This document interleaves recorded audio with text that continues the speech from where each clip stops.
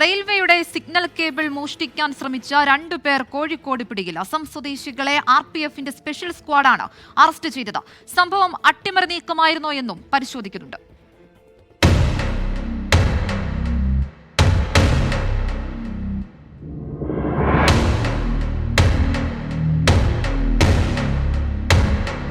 ട്രെയിനുകൾക്ക് signal ലഭിക്കാതായതോടെ നടത്തിയ പരിശോധനയിലാണ് signal കേബിളുകൾ മുറിച്ചുമാറ്റിയതായി കണ്ടെത്തിയത്.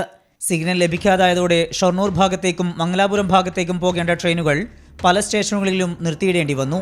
ട്രെയിനുകൾ ഏറെ വൈകിയാണ് ഓടിയത്.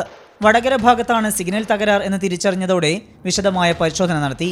ഇതിനിടയിലാണ് വടകര പൂവാടൻ ഗേറ്റിന് സമീപം സിഗ്നൽ കേബിൾ മുറിച്ചു കടത്താൻ ശ്രമിച്ചത് ശ്രദ്ധയിൽപ്പെട്ടത്.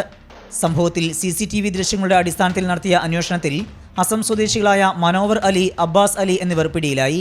കേബിൾ മുറിച്ചത് മോഷ്ടിച്ച് കടത്താനായിരുന്നു എന്നാണ് പ്രതികൾ RPFന് നൽകിയ മൊഴി. എങ്കിലും സംഭവം ട്രെയിൻ അട്ടിമറി നീക്കമായിരുന്നോ എന്നും പരിശോധിക്കുന്നുണ്ട്.